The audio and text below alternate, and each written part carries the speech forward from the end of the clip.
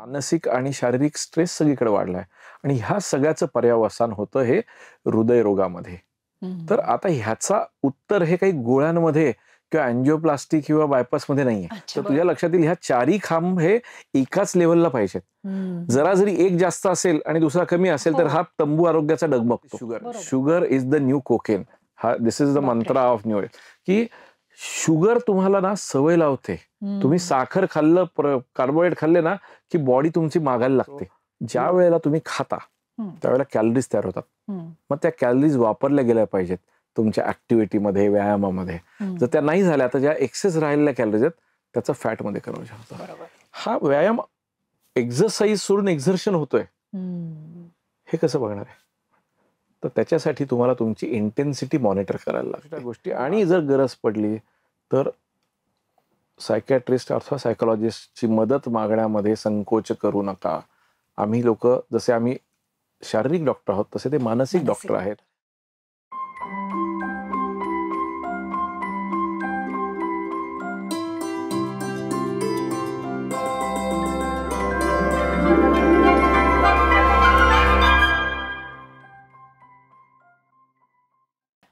नमस्कार. शब्दयात्रेच्या आजच्या माहितीपर संवादामध्ये तुम्हा सर्वांचं मनपूर्वक हार्दिक स्वागत, अगदी हृदयापासून. Prevention is better than cure ही म्हण आपण अगदी लहानपणापासून नेहमीच ऐकत आलोय.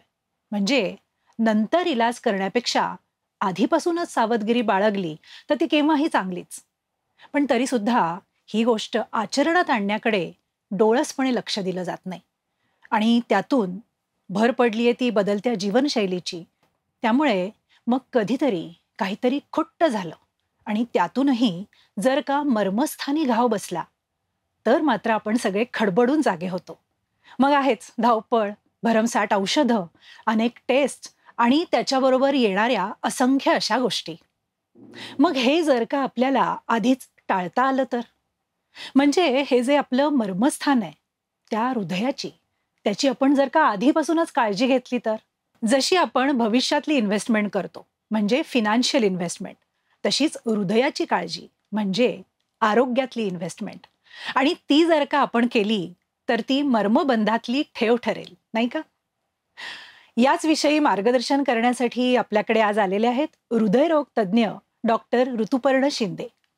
गेली 15 वर्ष ते इंटरव्हेन्शनल कार्डिओलॉजिस्ट म्हणून कार्यरत आहेत. त्यांचे अनेक रिसर्च पेपर्स आंतरराष्ट्रीय स्तरावर पब्लिश झालेले आहेत. अलोहा लाईफस्टाईल रिव्हर्सल स्टुडिओचे ते फाउंडर डिरेक्टर देखील आहेत. लठ्ठपणा, उच्च रक्तदाब यापासून हृदयाची काळजी कशी घ्यायची त्याचा शास्त्रीय आणि सुरक्षित असा दृष्टिकोन आजच्या आपल्या या माहितीपर संवादातून आपण मिळवणार आहोत. आणि याचबरोबर झोप आणि पचनशक्ती कशी सुधारायची अशा इतरही अनेक गोष्टींवरती डॉक्टर आपल्याला मार्गदर्शन करणार आहेत.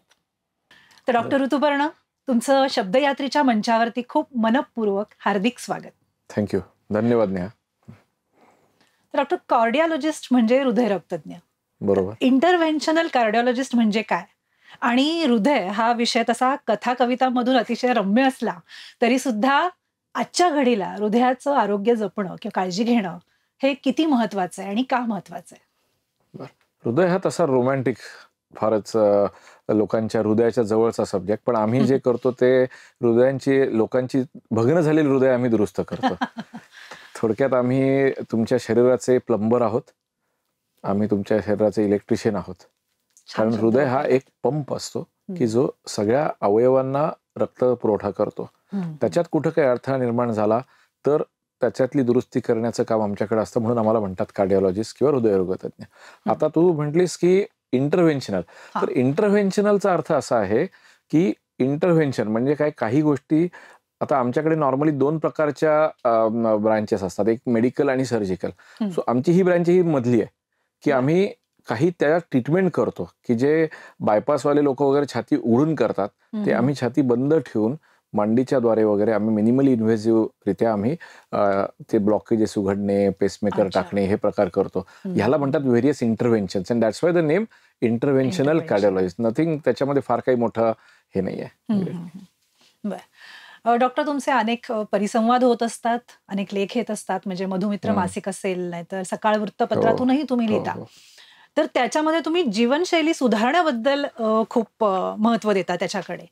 तर शारीरिक आरोग्य जपण्यासाठी आणि त्यातूनही हृदयाचं आरोग्य जपण्यासाठी शास्त्रीय आणि सुरक्षित असा व्यायामाचा दृष्टिकोन तुम्ही दिलेला आहे आणि त्याच्यासाठी एक चतुसूत्री सांगितली आहे. तर ती कोणती? हे बघ ताई, 2 गोष्टी आहेत ह्याच्यामध्ये. एक तर हृदयरोग हा जो प्रकार आहे, ज्याला आम्ही करोनरी आर्टरी डिसीज म्हणतो, हा आजकाल बऱ्याच प्रमाणामध्ये वाढलेला आहे. पूर्वी आपल्या आई-वडिलांच्या काळामध्ये तो 60-70व्या दशकात असायचा. आता 20व्या आणि 30व्या दशकात येतोय. हो. 20च्या 30च्या मुलांना, म्हणजे अगदी गेल्या आठवड्यातच मी एका 21 वर्षाच्या मुलाची इमर्जन्सी अँजिओप्लास्टी केली. बरं. पण हे कशामुळे होत आहे? तर ह्या सगळ्या गोष्टीचं कारण आहे जीवनशैलीतला बदल. म्हणजे लठ्ठपणा, डायबिटीज, ब्लड प्रेशर, हृदयरोग, हे सगळ्या रोगांना आम्ही जीवनशैलीचे रोग किंवा लाईफस्टाईल डिसीज असं म्हणतो. बरोबर. आता लाईफस्टाईल डिसीज म्हणजे काय नक्की? की बेसिकली तुम्ही व्यायाम करणं बंद केलं किंवा अतिव्यायाम करता. जेवणामध्ये आपण पौष्टिक जेवण सोडल्यापेक्षा मॅकडोनल्ड्स वगैरे ह्या ज्या गोष्टी आहेत, प्रोसेस फूड्स खायला लागलो. मानसिक आणि शारीरिक स्ट्रेस सगळीकडे वाढलाय आणि ह्या सगळ्याचं पर्यावसान होतं हे हृदयरोगामध्ये.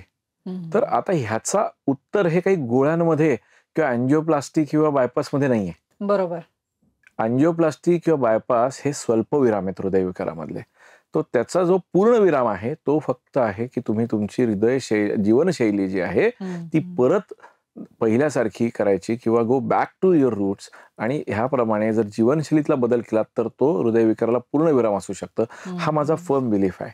आणि त्याच अनुषंगाने मग आम्ही अलोहा लाईफस्टाईल स्टुडिओमध्ये आम्ही थोडंसं व्यायाम, शास्त्रीय व्यायाम, डाएट ह्या गोष्टींवरती भर देऊन शक्यतो करून त्यांना इंटरव्हेन्शनच्या किंवा अँजिओप्लास्टी अथवा बायपास ह्याच्याकडं न जाता शास्त्रीयरित्या आपल्याला काही करता येईल का ते पाहू. म्हणजे हे करताना माझ्या स्वतःच्या बिझनेसला खूप अफेक्ट होतो, कारण माझा शेवटी पोट भरतं अँजिओप्लास्टी करून. पण तरी माझा हे पूर्ण विश्वास आहे की हृदयविकाराचं उत्तर पूर्ण विराम हा फक्त लाईफस्टाईल चेंजमध्ये, नथिंग एल्स. हा तुमचा ह्युमॅनिटेरियन दृष्टिकोन आहे, तो लोकांच्या नक्कीच उपयोगाला येईल, जो आता आपण या चर्चेमध्ये. ह्युमॅनिटेरियन म्हणण्यापेक्षा हा एक शास्त्रीय दृष्टिकोन आहे की बऱ्याच वेळेला इंटरव्हेन्शनच्या आहारी जाताना किंवा हे करताना आम्हाला लक्षात येतं की हे कुठंतरी हे तात्पुरती मलमपट्टी आहे. बरोबर. ह्याला जर परमनंट करायचं असेल तर त्याला जोड पाहिजे ही जीवनशैली बदलाची, तरच ह्याला शाश्वत असं आपल्याला उत्तर मिळेल. That is what is my firm belief. आणि म्हणूनच जी म्हटलीस तू मगाशी की आरोग्याची चतुसूत्री आम्ही जे सांगतो की जसा कुठल्याही घराला 4 खांब असतात तसा आरोग्याच्या तंबूला 4 खांब आहेत. आहार, विहार, आचार आणि विचार असं आम्ही म्हणतो. त्यातला पहिला म्हणजे आहार, म्हणजे स्ट्रिक्ट डाएट. आपण त्याच्यावरती तपशीलवार नंतर बोलूच. मग नंतर विहार म्हणजे व्यायाम. आचार विचार म्हणजे काय? मानसिक आरोग्य, स्ट्रेस, मानसिक. आणि लास्ट शेवटचा जो खांब आहे तो म्हणजे अँजिओप्लास्टी, बायपास किंवा औषधे.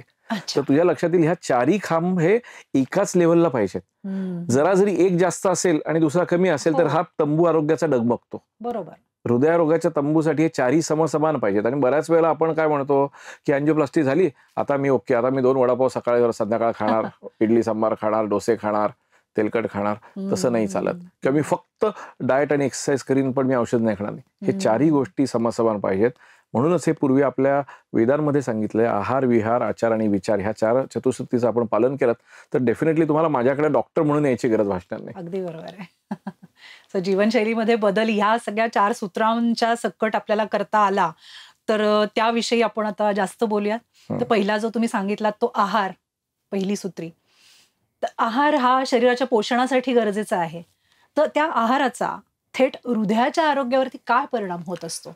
ज्या वेळेला आपण आहार म्हणतो आणि हृदयरोग ह्या दोन्हीचा विचार करतो तर सगळ्यात महत्वाचा आहारामधला घटक आहे तो म्हणजे पिष्टमय पदार्थ किंवा कर्बोदके म्हणजे कार्बोहायड्रेट्स.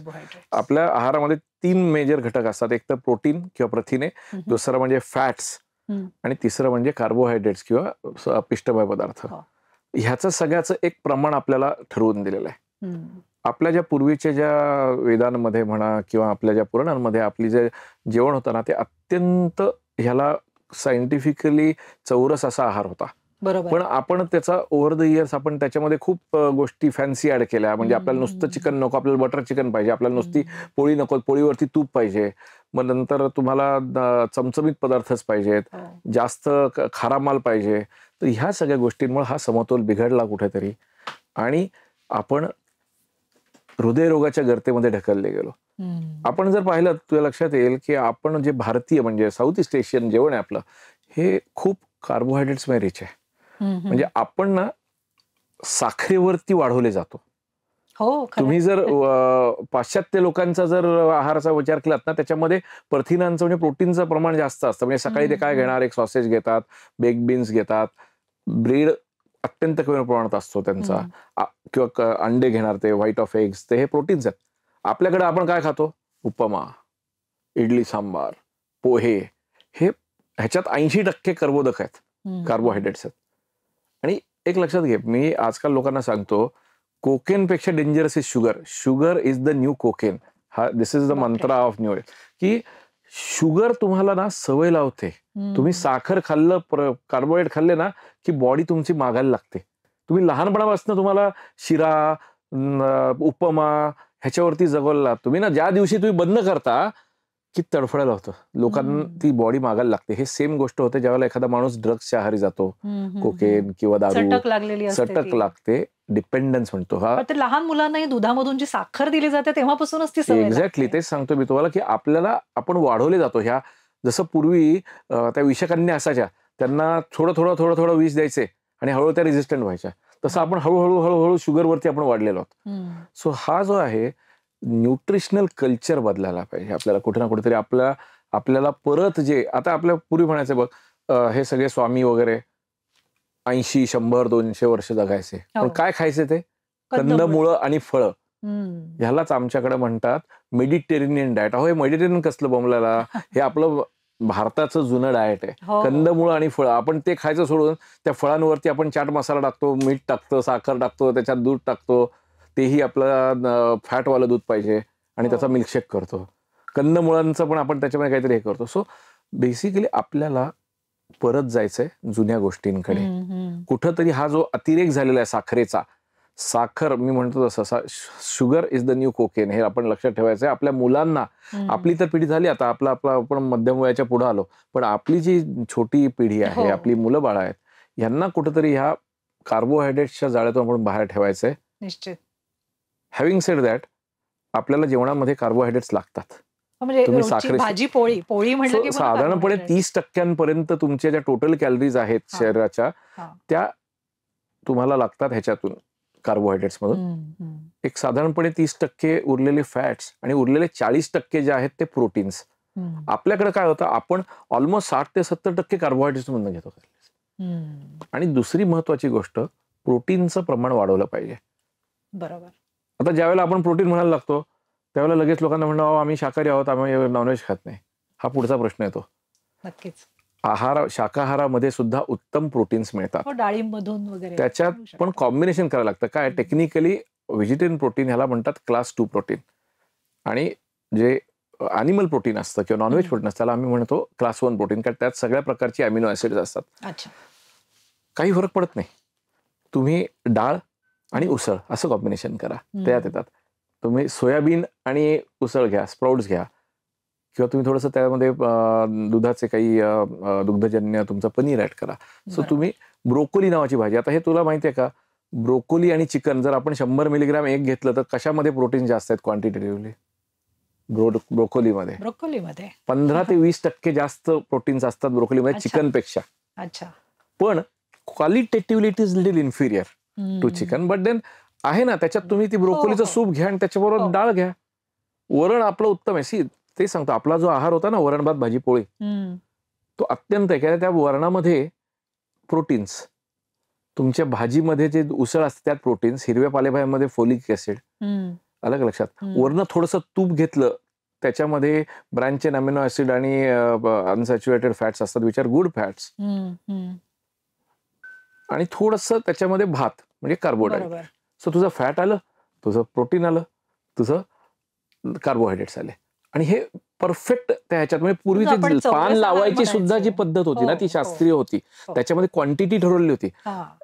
ह्याचा आपण कसा विपर्यस्त केलं माहितीये का, की त्या भातात आम्हाला ना तो असा चिकटच भात, असा इंद्रायणीचा, त्यात पूर्ण तुपाने थपथपलेला भात पाहिजे आम्हाला. मग नंतर वरनं तूपच घ्या अजून वरती, अलग लक्षात. साखर घ्या, मग नंतर त्या ह्याला डाळ आहे ना त्याला तडकाच द्या. हे सगळ्या गोष्टींची आपण पूर्णपणे वाट लावून टाकली. आपल्याला साधं पनीर नुसतं भाजून घेतलं तर उत्तम सोर्स ऑफ प्रोटीन आहे, पण तेच पनीर बटर मसाला केला की त्याच्यात फॅट आले. तू कुठलंही, साधी गोष्ट दुसरी, पाश्चात्य ह्याच्यामध्ये ना ज्यावेळेला ते स्वयंपाक करतात तर they use oil as a garnish. बरोबर आहे.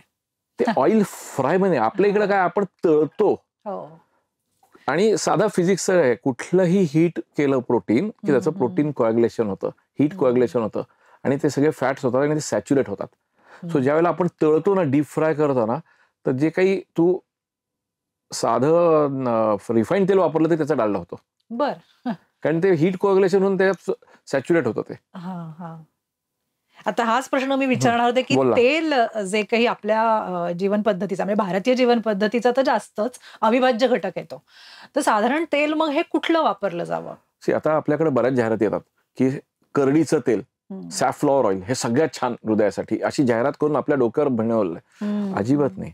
कुठलंही रिफाईंड तेल, डबल रिफाईंड, सूर्यफूल, करडी, कुठलंही तेल हे उत्तम आहे. अच्छा. त्याच्यामध्ये डबल रिफाईंड केलं ना की त्याच्यामध्ये पॉलिसॅच्युरेटेड आणि मोनो अनसॅच्युरेटेड फॅट्स असतात, पुफा आणि मुफा म्हणतो. इव्हन देशी घी हे सुद्धा उत्तम, प्रोव्हाइडेड ते देशी घी चांगल्या क्वालिटीचं पाहिजे. आजकाल स्पष्टपणे सांगायचं तर जे काही स्वतःला आयुर्वेदाचार्यांच्या काही आहेत आपल्याकडे, ते सगळे आर्टिफिशियली प्रिपेअर्ड घी आहेत आणि ते अत्यंत, कारण 1 लिटर घी करायला तुम्हाला 25 गायांचं दूध वापरायला लागतं. एवढ्या गायांनी आपल्याकडे काही, त्यामुळे ते कमर्शियल ज्यावेळेला प्रोडक्शन होतं त्यावेळेला त्याच्यामध्ये काहीतरी आर्टिफिशियलीच त्याच्यामध्ये करायला लागतं. तिसरी महत्वाची गोष्ट, डालडा, वनस्पती, ह्याच्यामध्ये ट्रान्स फॅट नावाचा प्रकार असतो. आज आपल्याला, तुम्ही जर तू घरी बिर्याणी करून दिलीस पोराला, ती आवडत नाही, पण बाहेरच्या बिर्याणी हौशी आवडते का? कारण त्यात डालडा असतो. आणि एक साधी गोष्ट आहे, जी गोष्ट जिभेला चांगली लागते त्यात फॅट्स असतात. आणि त्यात आमचं म्हणणं असतं, जी गोष्ट जिभेला चांगली लागते ती हृदयाला चांगली लागत नाही. सो फॅट फ्री, म्हणजे आता भजी आपल्याला आवडतात, आपल्याला तळलेले पदार्थ आवडतात, आपल्याला सगळं आवडतं का? कारण ह्याच्यात फॅट्स आहेत. सो ज्या गोष्टी चांगल्या लागत नाहीत त्या गोष्टी खाणे हा साधा, आपण हे वडापाव बंद करा, भजी बंद करा, चिप्स बंद करा, मॅकडोनल्ड्स बंद करा, तुमचं अजून काय असेल, फ्रेंच फ्राईज असतात, these are all deep fried. So you can use anything, तुम्ही काही वापरू शकता, सूर्यफूल तेल, अमुक तेल, फक्त कमी प्रमाणात वापरा. कमी प्रमाणात. जसं मी म्हटलं तसं पाश्चात्यांकडे ते गार्निश म्हणून वापरतात, आपण ते तळायला वापरतो. आणि मग त्याचा कसा तो एक बॉइलिंग पॉइंट पण एक येतो तळल्यानंतर, की जे पुन्हा जर ते वापरायचं झालं तर ते सुद्धा योग्य नसतं. नाही, आणि ते हे होतं, आणि बाहेरच्या ह्याच्यात तुम्ही कमर्शियल तर तेच रियूज करून वापरतात, केलं जातं. दुसरी महत्वाची गोष्ट ना, एक एअर फ्रायर नावाचं एक छोटंसं आपल्याकडे एक यंत्र मिळतं, तर ते अतिशय चांगलं आहे की त्याच्यामध्ये ना एअर फ्रायर मध्ये अमाऊंट ऑफ तुमची जी ऑइल लागतं ते ऑलमोस्ट 1/4 होतं. सो जिथं पॉसिबल असेल, अगदीच तुम्हाला तळलेलंच खायचंय तर मग ते एअर फ्राय मधनं करून खा, म्हणजे थोडं कमी प्रमाणात होईल. सांगण्याचा मुद्दा काय की प्रोटीन्स वाढवा आणि ही फॅट्स कमी करा, अनावश्यक फॅट्स नको आहेत आपल्याला. जे काही असेल, देशी घी जे त्याच्यावरती पण बऱ्याच लोक म्हणतात की मग ते देशी घी घ्यावं का नाही. देशी घी घरातलं आणि बाहेरचं ह्याच्यातही काही फरक पडतो. शक्यतो घरातनं केलं आपण तूप तयार तर सगळ्यात उत्तम, आणि बाहेरचं मिळालं तरी ते लिमिटमध्ये ठेवा. मी म्हणतो जेवढं स्वयंपाकात लागेल तेवढं घी उत्तम, वरनं एक्स्ट्रा घेऊ नका.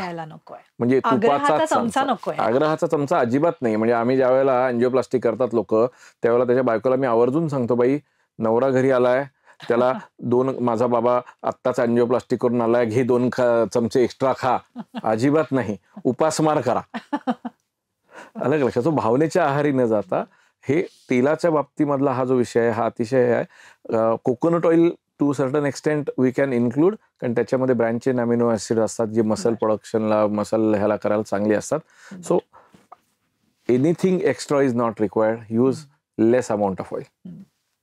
आता आपण फॅट बद्दल बोलतोय तर काही फॅटी ऍसिड्स आपल्या हृदयासाठी चांगली असतात, त्याच्यामध्ये ओमेगाचा जास्त उल्लेख होतो. तर ओमेगा 3 आणि ओमेगा 6 याचा हृदयावरती काय परिणाम होतो? सो ही ओमेगा 3 आणि ओमेगा 6 वगैरे हे जे आहेत, हे again they fall into polyunsaturated fatty ऍसिडच्या ह्याच्यात येतात ते, आणि दीज आर गुड. त्याचा एकच फायदा असतो ह्या फॅट्सचा की ज्याने चांगलं कोलेस्ट्रॉल वाढतं आणि वाईट कोलेस्ट्रॉल कमी व्हायला मदत होते. HDL cholesterol. HDL हे? HDL कोलेस्ट्रॉल असतं जे चांगलं कोलेस्ट्रॉल आहे, की जे हृदयासाठी चांगलं असतं, तर ते वाढण्यास मदत होते. हे बऱ्याच ह्याच्यामध्ये ना ओमेगा 3 हे आहे माशांमध्ये असतं. बर. म्हणजे जे कॉड लिव्हर ऑइल किंवा फिश लिव्हर ऑइल असतात ना त्यात असतं. पण त्यासाठी मासे खायला सुरुवात करावी का एखाद्या शाकाहारी माणसाने? नाही. त्याच्या गोळ्या मिळतात त्या आणि घ्याव्यात. खाव्यात त्या. किंबहुना बऱ्याच वेळेला हे आर्टिफिशियली कॉन्सन्ट्रेटेड जे असतात हे ऑइल, त्याच्यामध्ये तुम्हाला कॉस्ट इफेक्टिव्हनेस पण मिळतो. कारण तेवढं ओमेगा 3 खाण्यासाठी तुम्हाला 2 किलो पापलेट खायला लागेल. अरे बापरे. सो त्यापेक्षा एक गोळी खा. हो, सो हो. दॅट इज रिक्वायर्ड आणि अतिशय चांगला सोर्स आहे. हो हो. तर आता तुम्ही LDL HDL बद्दल बोललात तुम्ही. तर HDL is a good cholesterol, LDL bad cholesterol. त्याच्यामध्ये ऑक्सिडाइज कोलेस्ट्रॉल हाही एक प्रकार आहे.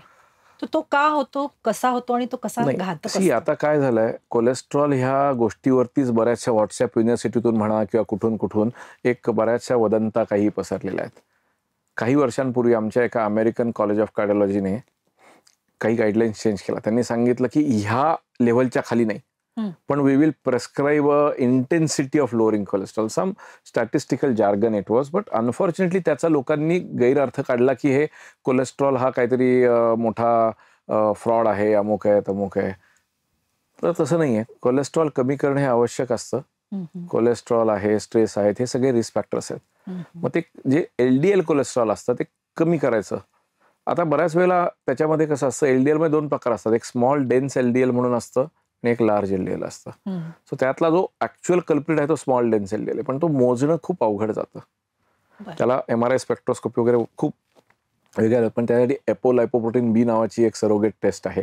सांगण्याचा मुद्दा काय, ह्याच्या एवढ्या खोलात न जाता ओव्हरऑल LDL कोलेस्ट्रॉल जर तुम्ही खाली ठेवलात, साधारणपणे 100च्या आसपास ठेवलात किंवा त्याच्या खाली जर नेण्याचा प्रयत्न केलात विथ अदर रिस्क फॅक्टर्स, ते आपल्याला योग्य आहे. बरोबर. वेदर त्याच्यासाठी औषधांचा वापर करावा का डाएट कंट्रोलने करावा हा प्रत्येकाचा वैयक्तिक प्रश्न आहे आणि प्रत्येक जो तुमचा कार्डिओलॉजिस्ट आहे तो त्याच्यावरती त्याला योग्य वाटेल त्याप्रमाणे निर्णय घेईल. काही लोकांना खूप जास्त असेल LDL कोलेस्ट्रॉल तर आम्हाला पर्याय राहत नाही ते स्टॅटिन्स नावाचे औषध चालू करण्याचा किंवा इतर कुठली औषध देण्याचा. अर्थात त्याचे पण साईड इफेक्ट असतात, तेही खूप समाज माध्यमांमध्ये फिरत आहेत.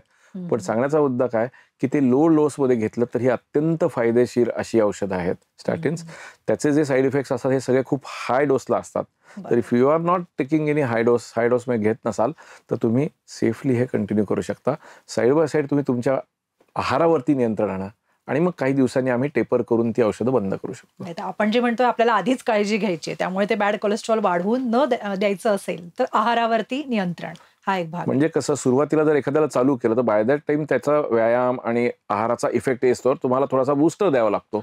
मग अशा वेळेला आम्ही ते औषध चालू करतो. 3 ते 6 महिन्यांनी ती औषधं कमी करत आम्ही बंद करतो. बाय दॅट टाइम अशी अपेक्षा असते की त्या माणसाने स्वतःच्या तोंडावरती कुलूप लावावं आणि स्वतःच्या पायाला भिंगरी लावावी. हा, अगदी बरोबर आहे. कोलेस्ट्रॉल आणि ट्रायग्लिसराइड्स ह्याच्यामध्ये काय तुम्ही सांगाल? म्हणजे ट्रायग्लिसराइड्स काय घातक आहे जास्त? आपण ज्या वेळेला कोलेस्ट्रॉल म्हणतो त्या कोलेस्ट्रॉलचे कॉम्पोनंट्स आहेत. जसं आपण मगाशी म्हटलं LDL एक असतो व्हाईट कोलेस्ट्रॉल, HDL चांगला कोलेस्ट्रॉल, कारण तो त्या ब्लॉकेजेस मधलं कोलेस्ट्रॉल बाहेर काढतो, लिव्हरमध्ये येतो आणि त्याला डिस्ट्रॉय करतो, म्हणून त्याला चांगलं म्हणतात. तिसरा आहे VLDL म्हणून एक असून, चौथा आहे ट्रायग्लिसराइड्स. आता हा ट्रायग्लिसराइड हा एक मोठा मॉलिक्युल आहे खूप, आणि तो आपल्या भारतीयांच्या दृष्टीने महत्वाचा आहे, कारण ट्रायग्लिसराइड हा डायबिटीसमध्ये वाढतो. म्हणजे ज्यांना टाईप 2 डायबिटीस आहे, गोळीवाला डायबिटीस आम्ही ज्याला म्हणतो तो आहे, त्यांचं ह्या टाईपचं कोलेस्ट्रॉल वाढतं. ट्रायग्लिसराइड बऱ्याच वेळेला ते वाढतं शुगर वाढायच्या आधी.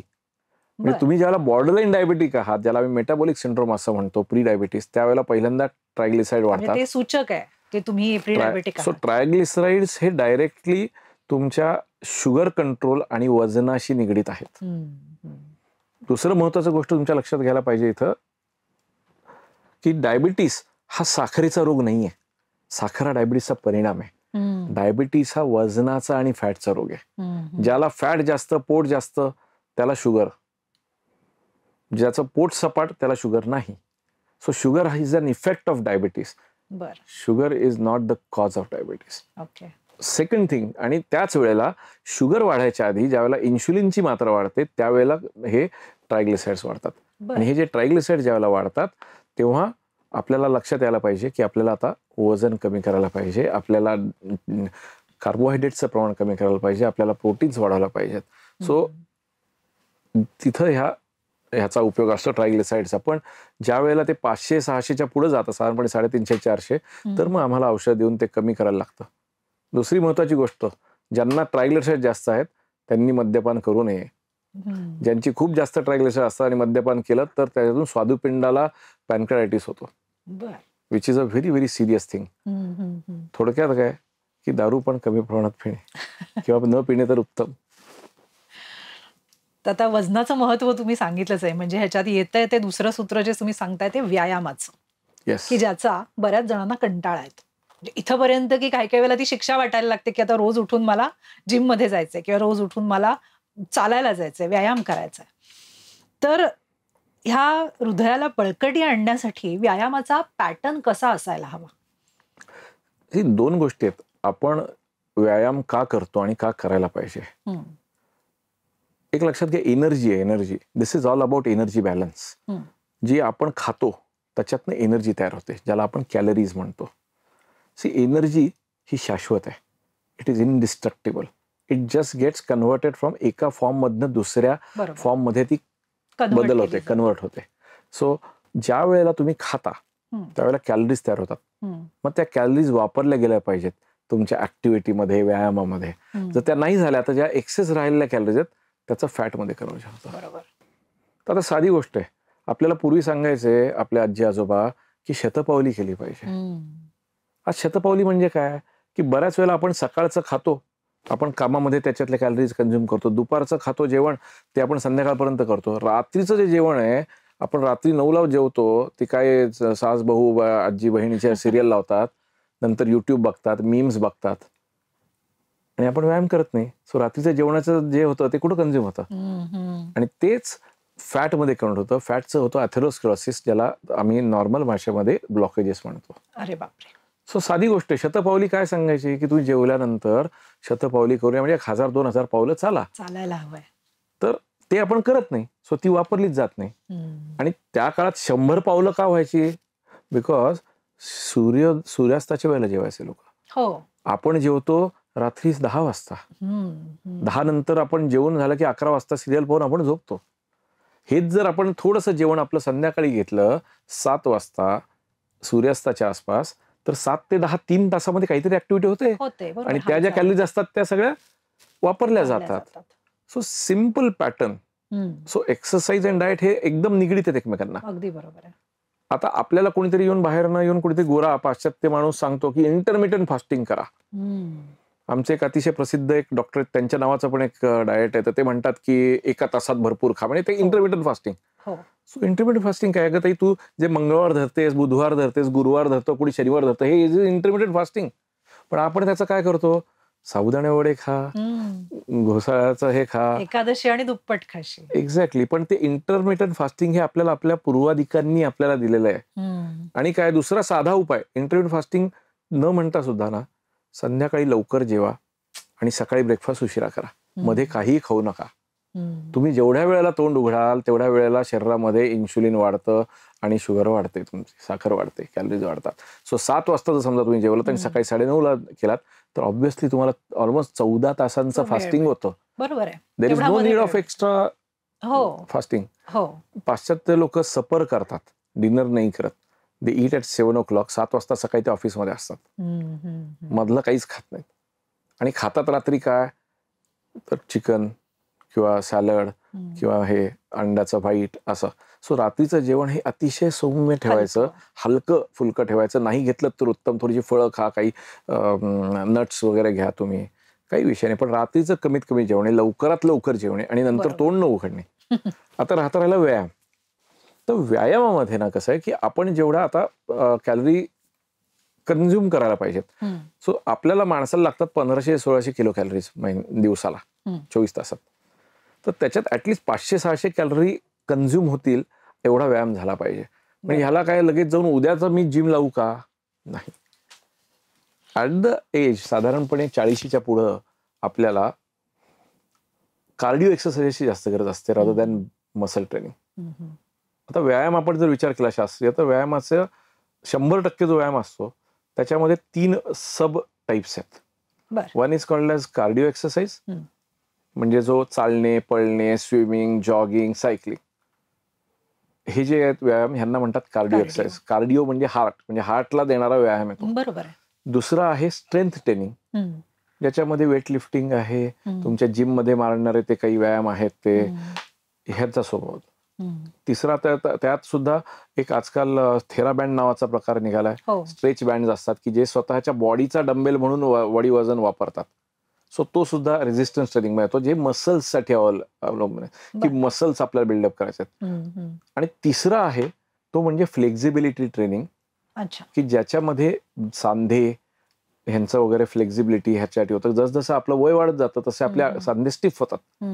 मग तिथे रोल येतो योगा, पिलाटेस, स्ट्रेचिंग ह्याचा.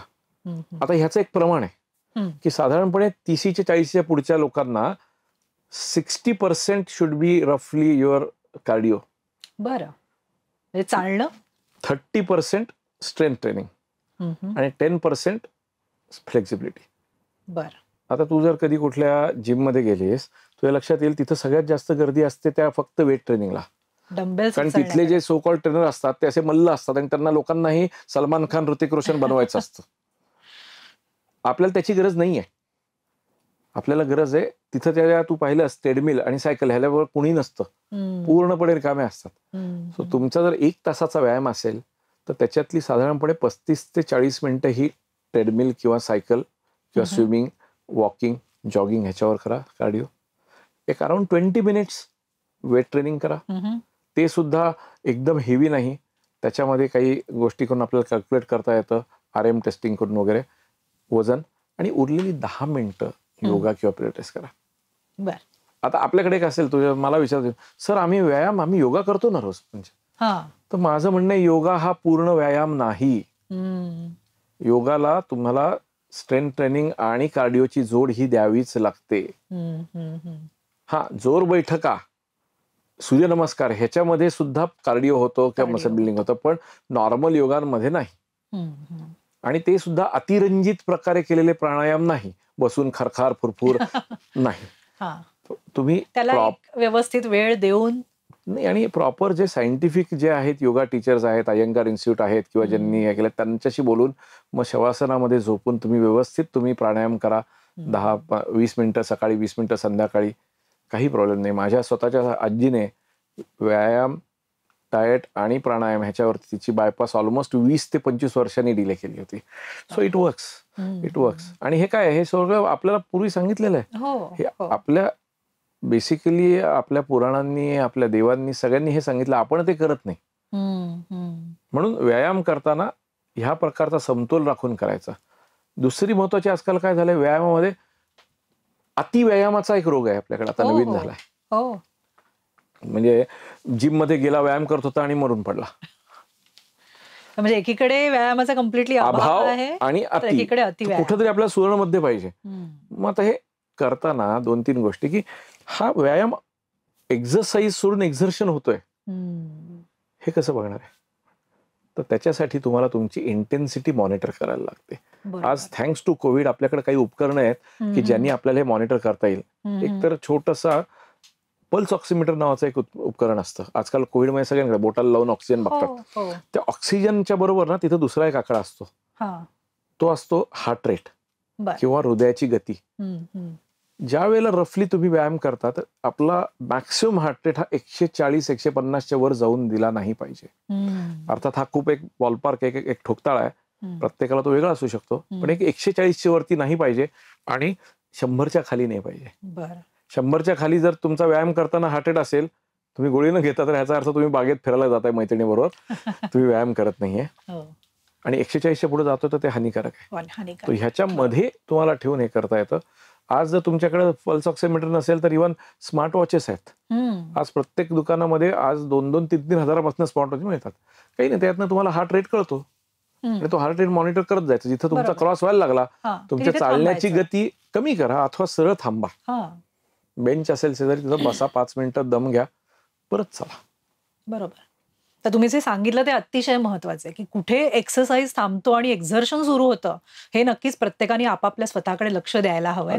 आणि जेव्हा शरीर संदेश देते, काही इशारा करते, तेव्हा ते थांबलंही पाहिजे. ऍब्सोल्युटली. म्हणजे माझ्याकडे येतात 40-50चे लोक आणि जे म्हणतात, माझेच मित्र आहेत काही, की आम्हाला हाफ मॅरेथॉन पळायची आहे उद्याला.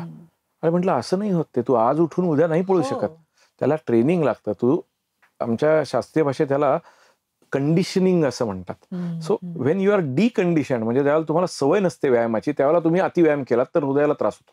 बरोबर आहे, त्याच्यावर दाब येणार सगळा. त्यामुळे त्याला एक 6 महिने, 3 महिने, 6 महिने, वर्षभर असा तुम्हाला ऍटलिस्ट काहीतरी व्यायामाला कंडिशनिंग करून ग्रॅज्युअल ट्रेनिंग घेतलं पाहिजे, तुमची बॉडी ट्रेनिंग. आणि मगच तुम्ही हे आयर्नमॅन पळा अथवा मॅरेथॉन पळा किंवा काय, ह्याच्यासाठी एन्ड्युरन्स आहे तुमचा, तो खूप ट्रेन करायला लागतो. कुठल्याही प्रकारचा माझा संदेश राहील अशा लोकांना की घाई करू नका. बरोबर. आणि जसं तू योग्य म्हटलीस की आपल्या बॉडीचे जे संदेश असतात त्याच्याकडे लक्ष दिलं पाहिजे, की कुठं ना कुठेतरी हे जमत नाही, मला अंगच दुखतंय, माझा हातच दुखतोय, मला कसतरी होतंय, माझी चिडचिड होती दिवसभर. दीज आर ऑल, हे सगळी लक्षणं आहेत ओव्हर ट्रेनिंगची. सो कुठं ना कुठेतरी हे ओव्हर ट्रेनिंग आपल्याला अवॉइड केलं पाहिजे. सेकंडली, मग अशा वेळेला लिगामेंट्स, जॉईंट्स असे प्रॉब्लेम चालू होतात. दुसरे कोणाला काहीतरी गुडघ्यात दुखतोय, कोणाला खांदाच दुखतोय. तर जे आपल्याला झेपेल तेवढ्या ह्याच्यामध्ये व्यायाम करा. आपल्याला कुठेही जाऊन लान्स आर्मस्ट्रॉंग व्हायचं नाहीये, अथवा आपल्याला कुठे जाऊन आयर्नमॅन होऊन आपल्याला कुठे काही झेंडा लावायचा नाहीये. की आमचे काही लोक आहेत, त्यांनी 25 वेळेला आयर्नमॅन केलं. अरे बाबा, तो त्याची बॉडी आणि तो त्याला जमतंय ते. आता लोक एक अतिशय सेलिब्रिटी आहेत, मिलिंद सोमणांचं उदाहरण देतात. He is amazing. पण हे लोक विसरतात की Milind Soman was a national level swimmer from his childhood. आणि त्यांनी डिकंडिशन होऊन दिलं नाही, स्वतःला स्वतःचे चालू ठेवलं व्यायाम.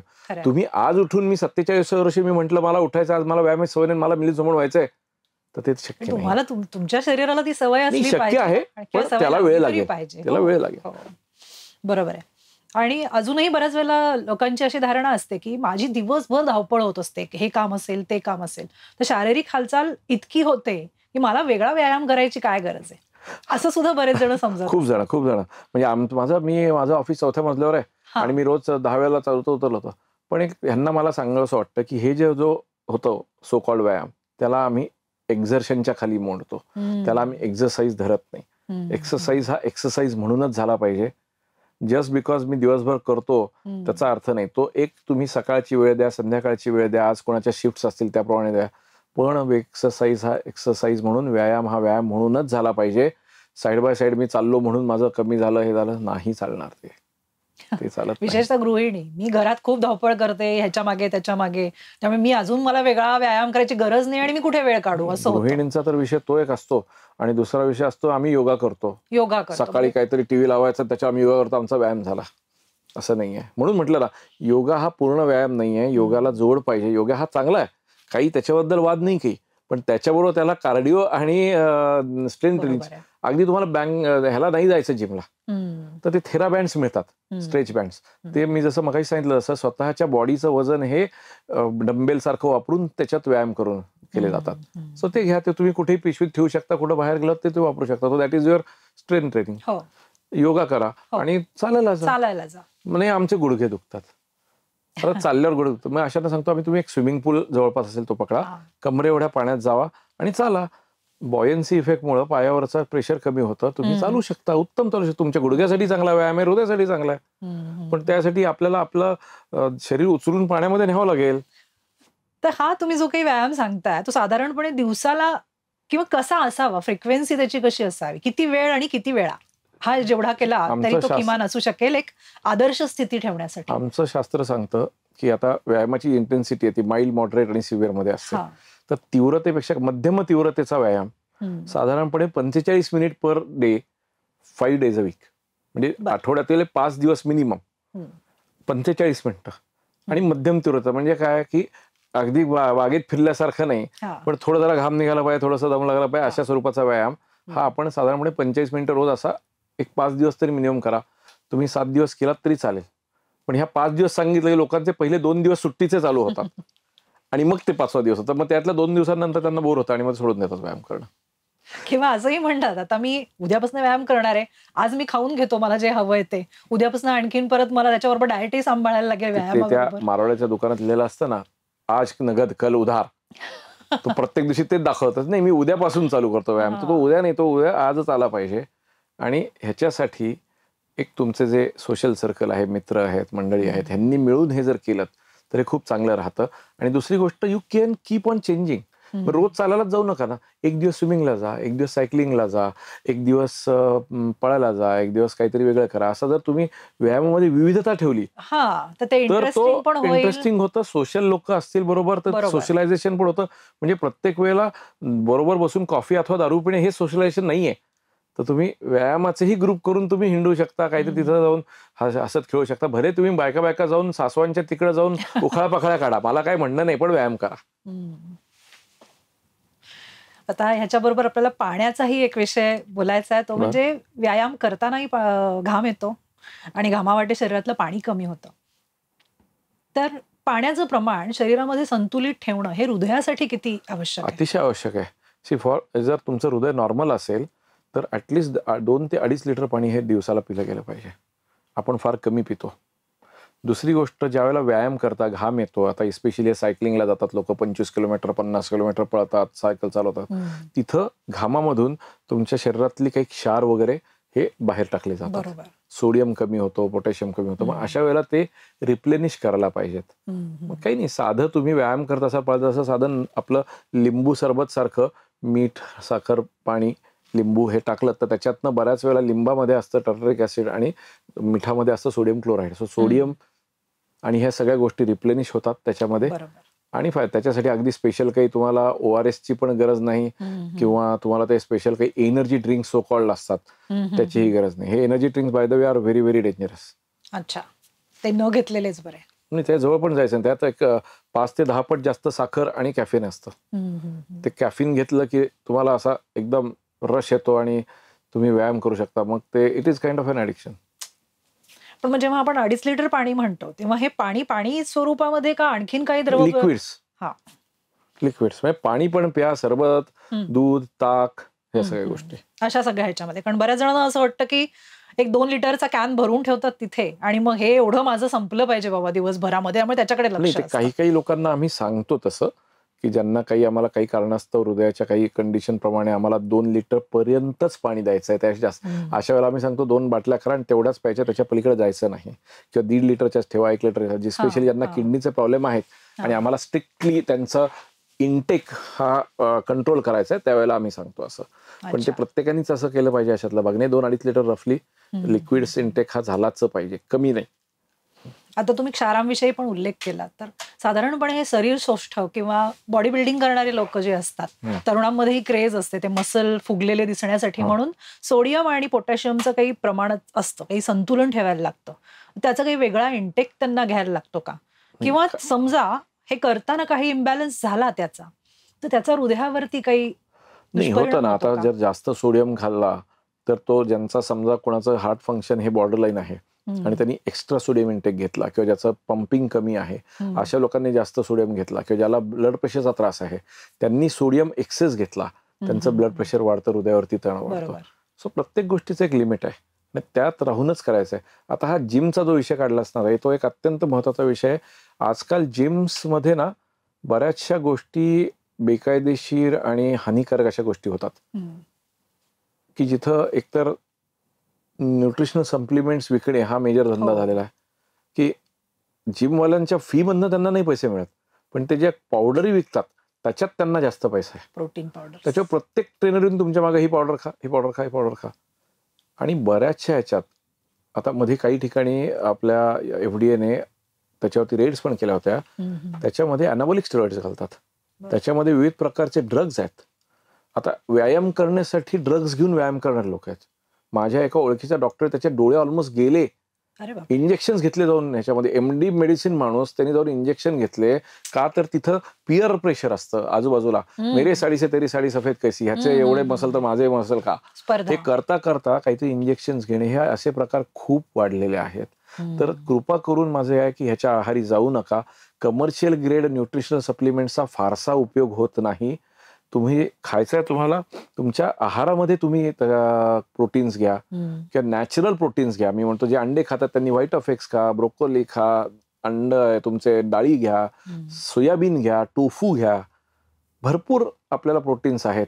नाही व्हे प्रोटीन, अरे व्हे प्रोटीन व्हायला एवढं दूध आणि त्याचा व्हे मिळतो का? ऑब्व्हियसली हे सगळे आर्टिफिशियली प्रिपेअर्ड व्हे प्रोटीन्स आहेत. मग त्याच्यापेक्षा तुम्ही घ्या. आणि दूध, दुसरी गोष्ट दूध, आपल्याकडे जे फॅटवालं दूध आहे ना, परत ते चवीला चांगलं लागतं. म्हणून आपल्याला स्पेसिफिक तेच मिल्क पाहिजे, घट्ट छान साय येणार. बऱ्याच वेळेला आपल्याला लक्षात येत नाही आपण दुधामधनं किती कॅलरी घेतो. सो शक्यतो करून गाईचं दूध, त्याच्यातली साय काढून टाकायची, थोडंसं डायल्यूट करायचं आणि मग ते वापरायचं. जर चहा कॉफी वारंवार होत असेल तर ब्लॅक कॉफी किंवा ब्लॅक टी किंवा कोरा चहा घेणं हे केव्हाही चांगलं. कारण आपण बऱ्याच वेळेला दुधाच्या मार्फत आपण किती घेतो एक्स्ट्रा कॅलरीज ते आपल्याला कळत नाही. म्हणून आणि मग बरेच जे जण लॅक्टोज इनटॉलरंट असं जे आपण म्हणतो ते तर दूध अजिबातच घेऊ शकत नाहीत, की काही कंडिशन्समुळे सुद्धा काही जण दूध हे वर्ज्य करतात. तर त्यांच्यासाठी तुम्ही काय सांगाल? त्यांना वाकी आहेत नाही का, आल्मंड मिल्क मिळतं, सोया मिल्क मिळतं किंवा मिल्क प्यायचंच नाही असं काय. हे बघा, दूध हा आईच्या दुधानंतर कुठल्याही प्रकारचा आपल्याला कंपल्सरी असा कुठलाही हा घटक नाहीये की दूध पिलं पाहिजे आणि ते नाही प्यायलं तर आपण मरून जाऊ, असा नाहीये काही. हा आपण जसं म्हटलं तसं साखरेची आपल्याला सवय लागली तशी आपल्या दुधाला सवय लागते. एक विशिष्ट ठिकाणच आपल्याला दूध नाही पिलं तर आपल्याला दुसऱ्या दुधाची चवच लागत नाही. सो ह्याच्यामध्ये आपण आपल्या सवयी कशा बदलतोय, आपल्या कम्फर्ट झोन मधनं आपण कधी बाहेर पडतोय आणि बाहेर जातो तरच आपल्याला आरोग्यासाठी फायदा होणार आहे, हे लक्षात घ्या. सध्या आपण हिवाळ्याची थोडीशी थंडीची लाट बघतोय, उन्हाळ्यामध्ये आपण उष्णतेची लाट ह्यावेळेला अनुभवली. तर त्या अनुषंगाने हृदय आणि पाणी याचा एक परस्पर संबंध सांगा. नाही, थंडीच्या बाबतीमध्ये बेसिकली काय आहे की थोडंसं वॉर्म राहायला पाहिजे, पाणी भरपूर प्या. थंडीमध्ये हा विषय येत नाही, पाणी भरपूर पिण्याचा विषय येतो उन्हाळ्यात, ज्याला बाष्पीभवन जास्त होतं त्यावेळेला. हृदय आणि हायड्रेशन याचा संबंध. हृदय आणि हायड्रेशन मी सांगितलं तसं, adequate hydration and sodium potassium intake असेल तुमचा तर काहीही प्रॉब्लेम येत नाही. डिहायड्रेट होऊ नका. ओव्हर हायड्रेशन ऑल्सो बॅड, पण ओव्हर हायड्रेशन युजली होत नाही जोपर्यंत तुमच्या किडनीत चांगल्या आहेत. पाणी जरी एक्स्ट्रा घेतलं तरी ते किडनी लघवीच्या मार्फत बाहेर काढतात. ज्यांना किडनीचा प्रॉब्लेम आहे किंवा हृदयाचं पंपिंग कमी आहे अशांना हा हायड्रेशनचा खूप आम्हाला सांभाळायला लागतो. पण बऱ्याच वेळेला लोक डिहायड्रेट होतात. म्हणजे आज डाएट करायचं म्हणजे डिहायड्रेशन व्हायचं नाही, पाणी प्या. म्हणजे आम्ही ज्यावेळेला डाएट सांगतो ना, आम्ही त्यांना सांगतो पाणी भरपूर प्या, नारळाचं पाणी प्या, खोबरं खा, त्याच्यामध्ये मीडियम चेन फॅटी ऍसिड्स असतात जे मसल बिल्डिंगसाठी उत्तम आहेत. हे असले काहीतरी पावडरी विकत घेण्यापेक्षा नॅचरल गोष्टी घ्या. नारळाचं पाणी हे अत्यंत उत्तम source of nutrition as well as electrolytes आहे. आता ह्याच्यानंतर आपण पुढचा जो विषय आहे, तिसरा जे सूत्र ते तुम्ही सांगितलं होतं ते मेंटल वेलबिईंगचं, मानसिक आरोग्य. आपण म्हणतोच की साऊंड माइंड साऊंड बॉडी. पण जसं शरीरामध्ये कुठल्या अवयवाला काही झालं तर आपण एक्सरे काढू शकतो, पण मनाचा एक्सरे काही काढता येत नाही. तर अशा वेळेला मानसिक आरोग्य आणि हृदय हे मानसिक आरोग्य जपून हृदयाचं आरोग्य कसं सांभाळायचं? हा जो मानसिक आरोग्य आहे हा एक अत्यंत जटिल असा प्रश्न आहे. आज बऱ्याच वेळेला आम्ही काही वेळेला एखाद्या मुलाला किंवा एखाद्या व्यक्तीला 20व्या वर्षी हार्ट अटॅक आला, त्याचं आम्ही फिजिकली आम्ही ते रक्तवाहिनी उघडतो, त्याचं हृदय वगैरे व्यवस्थित होतं, पण कुठंतरी त्याला हे मनात बसतं की मी आता अधू झालो, आता माझं आयुष्य संपलं. 20व्या वर्षी माझी अँजिओप्लास्टी झाली, आता मी काय करणार, किंवा 30व्या वर्षी माझी बायपास झाली. आता ह्या मानसिक धक्क्याने जो खचतो तो त्याच्यातनं बाहेर काढणं खूप अवघड जातं. आणि मग अशा वेळेला काय होतं, ज्यावेळेला मानसिक डिप्रेशन मध्ये जातो माणूस त्यावेळेला खायला लागतो, तुमचं diet goes for a toss. मग नंतर तो काही व्यसनाधीन होण्याची शक्यता असते. दुसरी गोष्ट काही वेळेला तो काही चुकीच्या गोष्टींच्या जातो, ह्या ब्लड प्रेशर वाढतं, मग त्यांनी परत हृदयावरचा प्रेशर वाढतं. तर ह्या सगळ्यातून मानसिक आरोग्य किंवा बेसिकली स्ट्रेस लेव्हल्स ह्या कमीच ठेवल्या पाहिजेत. आता स्ट्रेस लेवल कमी ठेवायच्या म्हणजे काय की रोज उठून मी काही डिस्ट्रेसिंगचे व्हिडिओ पाहू का काय करू, नाही. स्ट्रेस कमी ठेवणे म्हणजे मानसिक स्ट्रेस म्हणजे तुम्हाला ज्या गोष्टी तुम्ही आयुष्यात केल्या नाहीत त्या करणे, तुमचे छंद जोपासा, तुम्ही मित्रांच्या बरोबर तुम्ही तुमचं सोशलायझेशन करा, तुमची घरात लहान मुलं असतील त्यांच्याबरोबर खेळा. ह्या सगळ्या गोष्टी त्याच्यामधनं स्ट्रेस मॅनेजमेंट खूप छान होते. अगदीच गरज पडली तर प्रोफेशनल हेल्प घ्या. काउन्सिलर्स आहेत आपल्याकडे, सायकॅट्रिस्ट आहेत आपल्याकडे. सायकॅट्रिस्ट या लोकांच्या बद्दल तर फार मोठा एक गैरसमज, वेड्याचा डॉक्टर, मी काय वेडा का. मी त्यांना सांगतो असं नाहीये, आपल्या सगळ्यांना गरज आहे, सायकॅट्रिस्टकडे जाण्याची. असा कुठलाही माणूस नाही की ज्याला सायकॅट्रिस्टकडे जाण्याची गरज नाही. सगळ्यांना गरज असते. आपल्याला कधी ना काहीतरी आपल्याला डोक्यामध्ये काहीतरी होतं. आज प्रत्येकाला स्ट्रेस आहेत. त्याला ऑफिसचा स्ट्रेस आहे, फॅमिलीचा स्ट्रेस आहे, प्रोफेशनल स्ट्रेस आहे, आर्थिक स्ट्रेस आहे, एव्हरीबडी सगळ्यांना. पण ते बाजूला ठेवून कुठंतरी एक आपल्याला पॉझिटिव्ह आउटलुक ठेवून हे करणे, ह्याच्यासाठी आपल्याला डिस्ट्रेसिंगची गरज असते. मग त्यासाठी योगा मदत करतो, प्राणायाम मदत करतो, मेडिटेशन करतं. तुम्ही इव्हन काही लोक देवाची भक्ती करा, that is also type of a stress relief. कळलं का? मी म्हणतो ते करा, काही प्रश्न नाही. मी काय नास्तिक माणूस नाहीये. तुम्ही करा. आणि even exercise will help you to reduce stress. बरोबर आहे. बऱ्याच वेळेला रात्री जे विचार येतात मनामध्ये, रात्री तुम्ही व्यायाम केलात तर दमून तुम्ही झोपणार, मग ते विचार येत नाहीत मध्ये. साधी गोष्ट आहे. तर ह्या छोट्या छोट्या गोष्टी, आणि जर गरज पडली तर सायकॅट्रिस्ट अथवा सायकोलॉजिस्टची मदत मागण्यामध्ये संकोच करू नका. आम्ही लोक जसे आम्ही शारीरिक डॉक्टर आहोत तसे ते मानसिक डॉक्टर आहेत. किंबहुना त्यांचे, आणि असं प्रत्येकाला तो गोळ्यात दिल असं नाहीये. ते काउन्सिलिंग करतील, तुम्हाला टेक्निक शिकवतात स्ट्रेस रिलीफची. हे करा तुम्ही. ह्या अन्वये बेसिकली आमच्या भाषेत म्हणतात, म्हणजे आता हे शब्दशः घेऊ नका, डोक्यावर बर्फ आणि तोंडात साखर घेऊन जर तुम्ही राहिलात तर तुम्हाला आरोग्य तुमचं चांगलं राहतं. अर्थात साखर म्हणजे व्हर्च्युअल साखर, बोलण्यातली साखर, खायची साखर नाही. पण डॉक्टर, मुळातच जे काही अडचणी येतात, समस्या असतात, आरोग्याच्या असतील, ह्या स्ट्रेसमुळे येतात. त्यामुळे मुळातच मी आधी स्ट्रेसमध्ये आहे, हे साधारण माणसाला कसं लक्षात यावं, प्रत्येकाने कसं लक्षात घ्यावं? स्ट्रेसमध्ये असणे किंवा डिप्रेशन ह्याचा बेसिकली तुमच्या शरीराला विविध प्रॉब्लेम चालू होतात की जे एका सिस्टीमशी रिलेटेड नाहीत. मल्टी सिस्टीम, म्हणजे हातच दुखतोय, कधी डोकं दुखतोय, कधी मला चिडचिड होते, माझं लक्ष लागत नाही, मला मूड स्विंग होतात. हे साधारणपणे हे जे असे असतात ना, these are related to stress, की जे एका कुठल्याही कोष्टकामध्ये आमच्या बसत नाहीत. Multiple problems. आणि बऱ्याच वेळेला आम्ही तपासलं तर फिजिकली विशेष काही नसतं त्याच्यामध्ये. मग ते थोडेसे सायकोसोमॅटिक आम्ही म्हणतो असं होतात. मग अशा वेळेला बऱ्याच वेळेला त्यांना थोडंसं समजून सांगितलं, म्हणजे आता जसं सांगितलं तुला की यंग मुलांना अटॅक आला होता. आता माझ्या एका ओळखीच्या माणसाला 30व्या वर्षी त्याची बायपास झाली. मग त्याला कुठून तरी कोणीतरी येऊन काहीतरी सल्ले देतं, हे झालं ते झालं, आता तुझं काय खरं नाही बाबा, तू गेला आता, बायपास म्हणजे लास्ट असतं. मग त्याला एक दिवशी बसून आम्ही समजावून सांगितलं की बाबा नाही, असं नाहीये काही. बायपास केल्यानंतरही आमच्याकडे पर्वती 10 वेळेला चढून उतरणारे लोक आहेत. ओपन हार्ट नंतरही लोक मॅरेथॉन करतात. सो इट इज नो वे तुमचं आयुष्य कुठलं खुंटलेलं नाही, काही नाही. इनफॅक्ट तुझ्या आयुष्याची क्वालिटी चांगली राहील बायपास नंतर. तर असं जरा समजून सांगितलं त्यांना की ते शांत होतात आणि कुठे एक त्यांचा आत्मविश्वास दिला. आणि ह्याच्यातच कुठेतरी डॉक्टरचा ॲज अ काउन्सिलर हा रोल असतो. बऱ्याच वेळेला आमच्याकडे आजकाल वैद्यकीय व्यवसायामध्ये लोकांना बोलायला वेळ नाहीये. थोडेसे 2 शब्द चांगले बोललेत, त्यांना आत्मविश्वास दिला तर त्यांचा हा जो स्ट्रेस आहे कमी होतो आणि तुम्ही दिलेल्या औषधांचा इफेक्ट पण चांगला येतो. आणि ते जर डॉक्टरांकडून आलं तर ते आणखीनच त्याचा उपयोग होतो. तर मानसिक तणावामुळे हृदयरोगाचा धोका वाढतो. 100% वाढतो. मानसिक तणाव आला की त्याच्यामध्ये बरेचसे विविध हॉर्मोन्स शरीरामधले सिक्रेट होतात. मग ते हृदयाला फास्ट चालवतात, तुमचे ठोके हृदयाचे वाढतात, हृदयाचं पंपिंग वाढतं.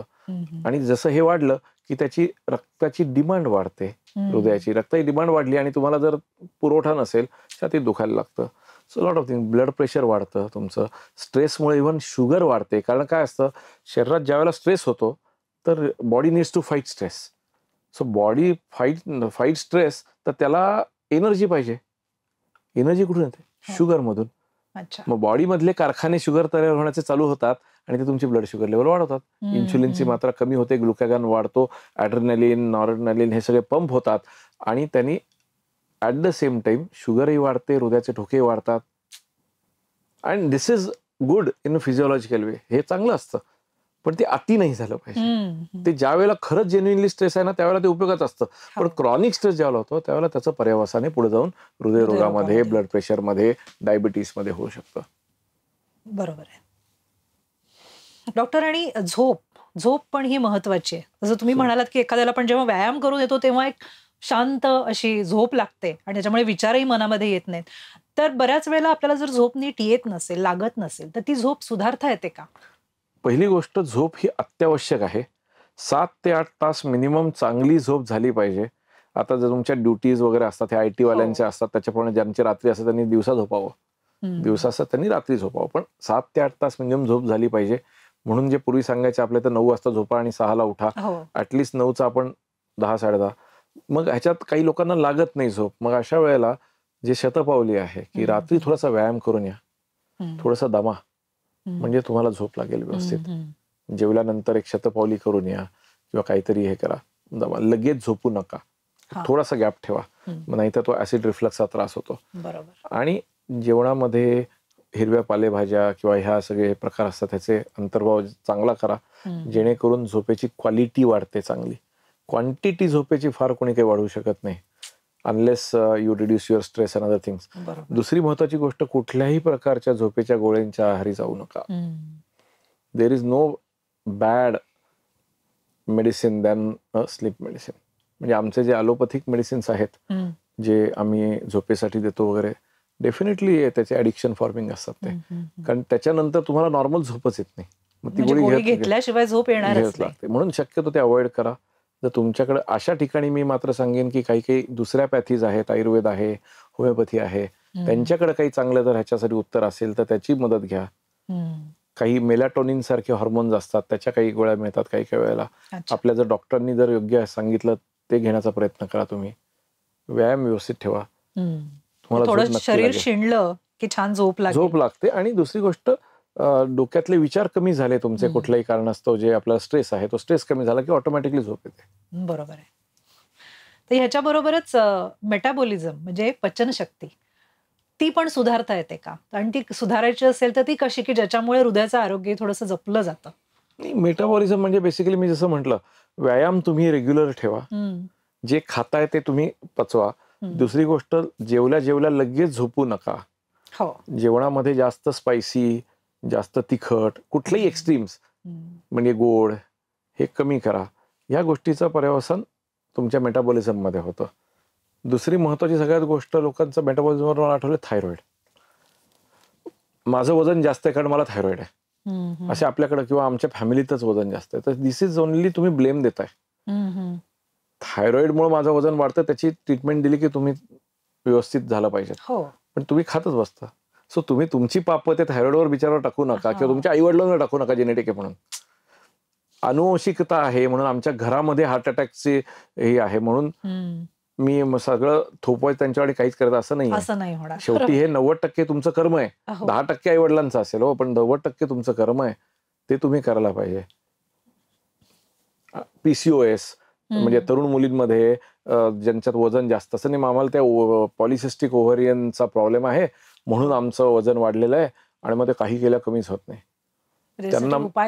त्यांना माझं सांगण्याचं आहे, PCOS हा हॉर्मोनमुळे होणारा नाहीये, तुमच्या लाईफस्टाईलमुळे होणारा रोग आहे. तुम्ही वजन वाढवलं, लाईफस्टाईल तुमची बदललीत की त्या अनुषंगाने शरीरामध्ये हॉर्मोनल चेंजेस होतात आणि मग ते ओव्हरीमध्ये बदल होतात, आणि मग हे एक एक्स्ट्रा असं चक्र चालू होतं. बरोबर. सो जर तुम्हाला PCOSचा त्रास असेल ना, तर त्याच्यात मोठा झेंडा लावण्यात काय, पण तुम्ही पहिलं वजन कमी करा. तुम्ही you go on exercise program, तुम्ही डाएट चालू करा, वजन कमी करा, तुमची जे मासिक पाळीचा जो अनियमितता आहे ती दूर होईल, तुमची चिडचिड कमी होईल, तुमचा स्वतःचा बद्दलचा बॉडीचा इन्फेरिटी कॉम्प्लेक्स PCOSचा असतो बऱ्याच लोकांना, वजनामुळे म्हणा, एक्सेस हेअर ग्रोथमुळे, तो कमी होईल. तिथं हॉर्मोनच्या गोळ्या घेण्याची आवश्यकता नाहीये. बरोबर आहे. म्हणजे लठ्ठपणा आपण म्हणतो, वजन वाढणं, लठ्ठपणा असणं, ओबेसिटी हा एक मोठा विषय झालेला आहे. म्हणजे आपण म्हणतो तसं की स्थूलतः शरीरस्य महारिपू, तो शरीरात राहणारा एक मोठा महाशत्रू आहे असं म्हटलं. महाशत्रू आहे. इनफॅक्ट ओबेसिटी किंवा स्थूलता हा सगळ्यांची जननी आहे. Diabetes, blood pressure, heart attack, या सगळ्याची जननी ओबेसिटी आहे. आणि ती कधी आपल्याकडे येते आपल्याला कळत नाही. म्हणजे ती इतका हळूहळू येतो तो शत्रू की लहानपणापासून तो चोरून घुसतो, आणि ज्या वेळेला आपल्याला लक्षात येतं, कधी ज्यावेळेला हार्ट अटॅक आलेला असतो, बायपासच्या टेबलवर असतो, त्यावेळेला लक्षात येतं की हा याचा प्रॉब्लेम होता. म्हणजे त्याच्यामुळे डायबिटीस होतो, त्याच्यामुळे ब्लड प्रेशर वाढतं, त्याच्यामुळे हार्ट अटॅक येऊ शकतो, त्याच्यामुळे कार्डिओमायोपॅथी होऊ शकते, किडनीला त्रास होऊ शकतो, ऑब्स्ट्रक्टिव्ह स्लीप ॲपनिया म्हणजे साधं घोरणे इज ऑल्सो हे एक लक्षण आहे ऑब्स्ट्रक्टिव्ह स्लीप ॲपनियाचं. म्हणजे जिथं कार्बन डायऑक्साईड बाहेर पडत नाही, ऑक्सिजन आत जात नाही, आतमध्ये साचून राहतो, तुमची झोप डिस्टर्ब होते. ह्या सगळ्या गोष्टींचं कारण आहे, मूळ आहे इथे, ओबेसिटी. सो तुम्हाला तुमच्या वयाला, हाईटला आणि तुमच्या लिंगाला अनुरूप तुम्हाला किती वजन पाहिजे ह्याचे एक लेवल्स आहेत. तेवढं त्याच्या आसपास एक 10% पुढं मागं तुमचं वजन पाहिजे. जास्त असेल तर कमी करा. आणि ह्याच्यासाठी काय करायला पाहिजे? कॅलरी रिस्ट्रिक्शन, की तुम्ही कमी खा आणि व्यायाम करा. त्याच्याशिवाय त्याला काही शॉर्टकट नाहीये. There is no shortcut. आपण जेव्हा म्हणतो की वजन कमी करायला हवंय, तर शरीरातलं फॅट आणि मसल्स याचं प्रमाण कुठेतरी नियंत्रित करायचं आहे का? ते कसं साध्य करायचंय? एक साधारणपणे 2000 साली रॉय टेलर नावाचा एक ब्रिटिश डायबेटॉलॉजिस्ट होता. त्याने एक 20 लोकांना घेतलं आणि त्या लोकांना हेवी डायबिटीस. त्यांना महिनाभर फक्त 500 किलो कॅलरी दिल्या त्यांनी. नॉर्मली आपण 2 ते 3000 घेतो. एका वडापावमध्ये 500 कॅलरीज असतात. सो दिवसभरात फक्त एक वडापाव, लक्षात घ्या. किंवा एक ग्लासभर दुधामध्ये 300 कॅलरीज असतात. सो लक्षात घ्या, 500 दिल्या त्यांनी आणि असं महिनाभर केलं. आफ्टर मंथ त्यातल्या 95% लोकांचे डायबिटीस क्युअर झाले. अमेझिंग. सो रॉय टेलरचा हायपोथेसिस असा आहे की तुम्ही कॅलरी रिस्ट्रिक्शन करा, तुमचा डायबिटीस पळून जाईल. जसं मी मगाशी म्हटलं, डायबिटीसचा साखरेचा रोग नाही आहे, डायबिटीसचा फॅटचा रोग आहे. सो कॅलरी कमी ठेवणे म्हणजे तुमची ओबेसिटी कमी होते. ओबेसिटी कमी झालं की तुमचं शुगर कमी होते, तुमचं ब्लड प्रेशर कमी होतं. एक प्रश्न हे कमी कमी होत जातात. म्हणजे मी स्वतः माझं 15 किलो वजन कमी केलं. माझी शुगर 9.2 होतं HbA1c, तिथून ती 7 वरती आली with no medicines. I was on 2 medicines. Blood प्रेशरला मला 3 गोळ्या चालू होत्या, आता मला अर्धी गोळी चालू आहे. सो हा गोष्टी फरक पडतात, फक्त ह्याला वेळ लागतो. इथं काही इन्स्टंट काही नाहीये. 2 मिनिट्स मॅगी नूडल्स नाहीये. ह्याच्यासाठी थोडीशी तुम्हाला मेहनत करायला लागेल. असं म्हटलीस तू की ह्याच्याबरोबर मसल्सचं काय, तर कुठेतरी आपल्याला ह्याला व्यायामाची जोड द्यायला लागते. स्ट्रेंथ ट्रेनिंग इथं महत्वाचं आहे. बिकॉज जसं तुम्ही वजन कमी करता तसा थोडासा मसल लॉस हा होतो. त्याला आम्ही सार्कोपिनिया म्हणतो. तो जोडण्यासाठी तुम्ही काहीतरी थोडेसे 5-5 किलोचे 2 डंबेल्स घेऊन घरी जरी व्यायाम केलात तरी चालेल. त्यासाठी जिम लावण्याची आवश्यकता लगेच नाही काही. किंवा घरी कोणाला तरी बोलून, तुमचा जो क्वालिफाईड ट्रेनर असेल त्याला बोलून थोडासा व्यायाम करा. Maintain your muscle mass. That is very. उतार वयामध्ये 40 नंतर हे फार महत्वाचं आहे. स्पेशली स्त्रियांना मेनोपॉजच्या नंतर वगैरे ह्या गोष्टी फार महत्वाच्या आहेत. कारण त्यावेळेला हाडाची सुद्धा शक्ती कमी होत चाललेली. एक्झॅक्टली. त्यासाठी कॅल्शियम घेणे, गरज असेल तर व्हिटॅमिन डी सप्लिमेंटेशन घेणे किंवा उन्हामध्ये फिरणे, ह्या गोष्टींचा तुम्ही अंतर्भाव केलात तर हे बऱ्याचशा गोष्टी आपल्या एक्स्ट्रा काही घ्यायची गरज नाही. डॉक्टर, काही व्यक्ती असतात त्या आधीपासूनच असं म्हणतो आपण गुटगुटीतच असतात, बाळसेदार असतात. अशा व्यक्तींनी काय करायचं? आमच्याकडे त्याला हेल्दी ओबेसिटी असं नाव आहे. म्हणजे आपण एखादं गुटगुटीत बाळ जरी बघितलं तरी त्याला आपण हेल्दी म्हणतो.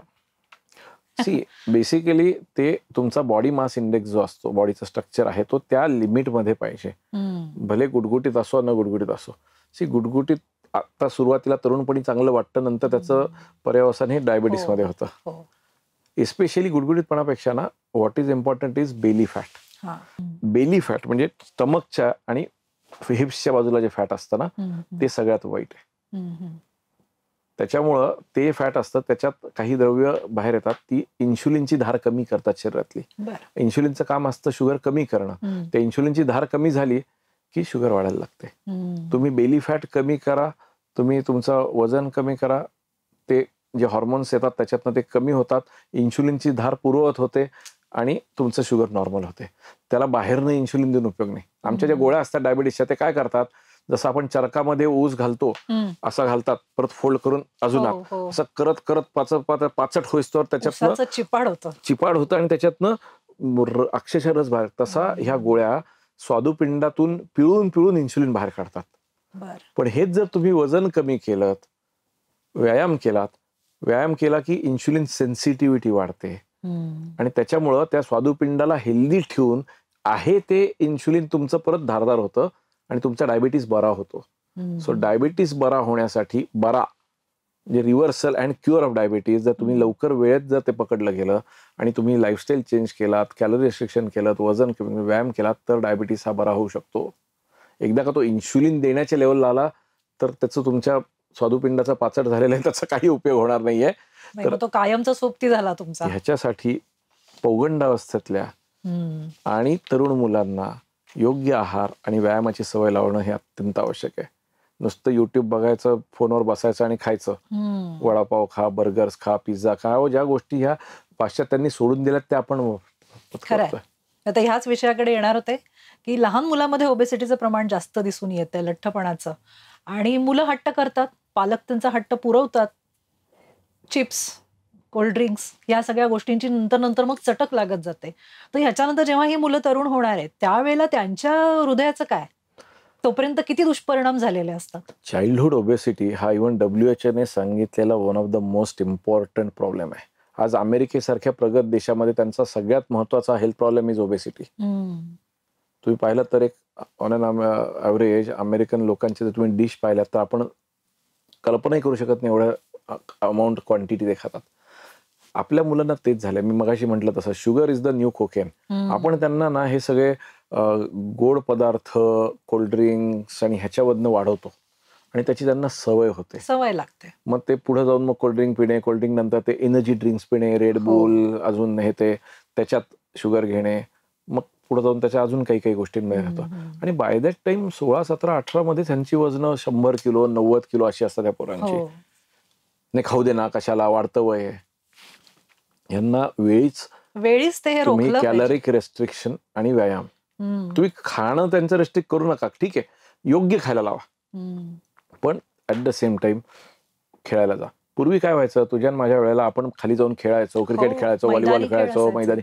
आता ह्यांचे खेळ फक्त पबजी आणि फोर्टनाईट आणि हे. एक जण अमेरिकेत असतो, एक जण डेन्मार्कमध्ये असतो, दुसरा पुण्यात असतो, तिसरा सहशी पेठेत, चौथा कल्याणनगरला, आणि हे एकत्र बसून गेम खेळतात. शारीरिक त्यांची हालचालच बंद झाली. तर त्या दृष्टीने आपल्याला विचार केला पाहिजे. आणि ह्या मुलांना लहानपणापासूनच आपण व्यायामाचं आणि योग्य आहाराचं बाळकडू हे आपण दिलं पाहिजे. तरच ते पुढे जाऊन ही पुढची पिढी ह्या सगळ्या एक प्रकारचा अतिकुपोषणापासून वाचते. म्हणजे कुपोषण हे 2 प्रकारचे आहे. एक जे पूर्वी मिळायचं ना, असे मुरदूस झालेले असे पोरं, ते आता नाहीये.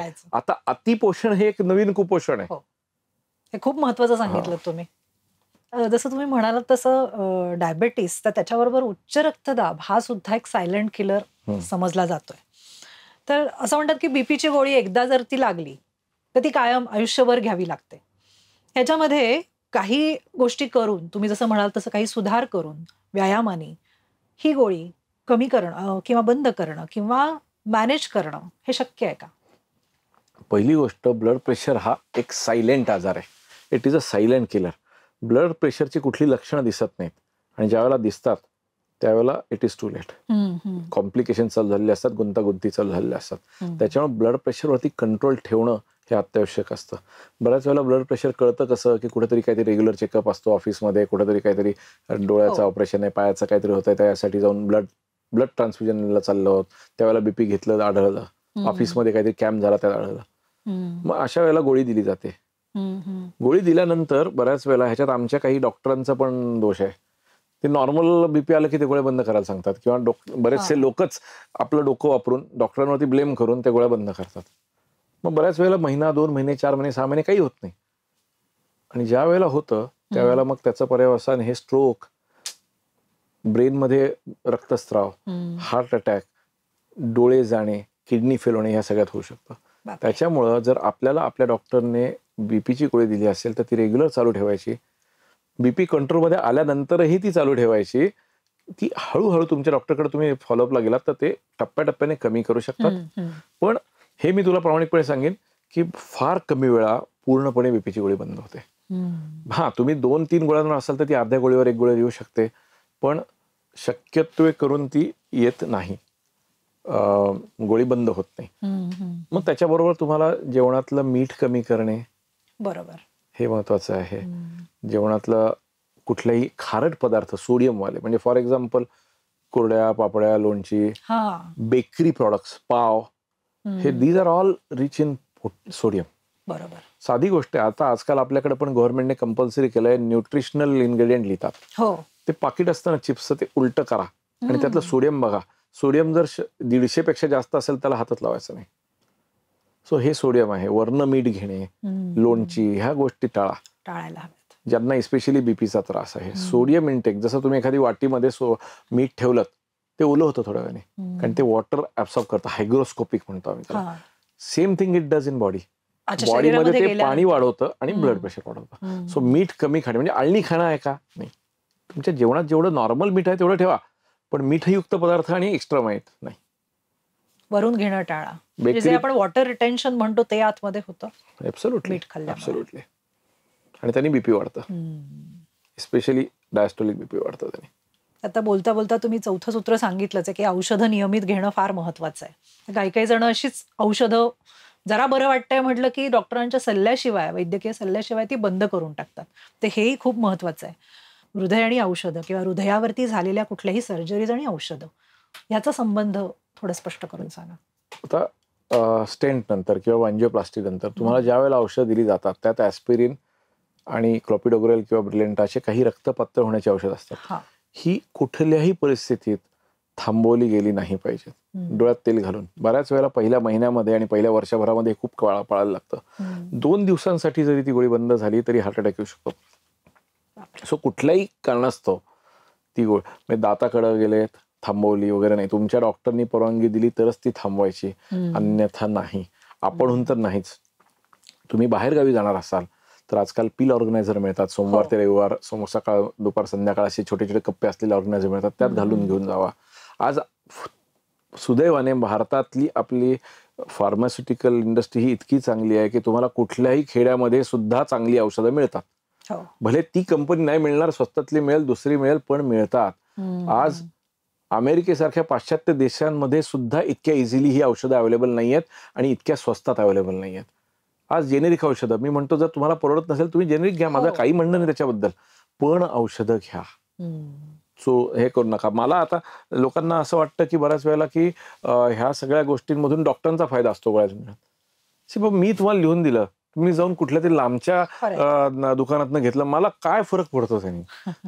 मला कुठल्या स्वरूपात त्यात कमिशन मिळणार आहे का काय मिळणार आहे? काही नाही. हाच उगाच मीडियाने एक अतिरंजित प्रमाणे केलेला हा असा विपर्यस्त चित्रण आहे हे की ज्याच्यामध्ये आमचा काही संबंध नसतो. मी तर म्हणतो तुम्हाला घ्यायचे घ्या, पण घ्या बाबा. एक माझी फी अर्धी द्या पण गोळ्या घ्या. प्रॉब्लेम काय की पैसे नाहीत म्हणून गोळ्या न घेणं म्हणजे अवघड होतं. आणि आज सगळ्या लेव्हलच्या स्वस्तात स्वस्त गोळ्या भारतात अवेलेबल आहेत. आणि तसं आपण आपल्या डॉक्टरना सांगूही शकतो ना की आम्हाला स्वस्तातल्या गोळ्या लिहून द्या, आमचा काही प्रश्न नसतो. बरोबर आहे. तर आता ह्या सगळ्या ज्या आपण गोष्टी बोललो, आहार, व्यायाम, मानसिक आरोग्य असेल, औषधं निमित्त घेणं, हे सगळ्यामध्ये एक सातत्य पाहिजे जेव्हा आपण आरोग्याविषयी बोलतो तेव्हा. तर ह्याच्यासाठी लागतं ते मोटिवेशन. तर हे मोटिवेशन मिळवण्यासाठी, प्रेरणा मिळवण्यासाठी काही कम्युनिटी ग्रुप्स वगैरे असतात, ते जॉईन करून किती फायदा होतो, किंवा अजून काही वर्कशॉप्स असतील, किंवा कशा प्रकारे खरं तर ही प्रेरणा आपण मिळवत राहावी आपल्या नेहमीच्या जीवनामध्ये काही बदल करून, काही सुधार करून. मी जसं म्हटलं तुला की आपल्याकडं आपण सोशलाइज करतो, पार्टीज करतो, हे करतो, तर I think we have to start from there.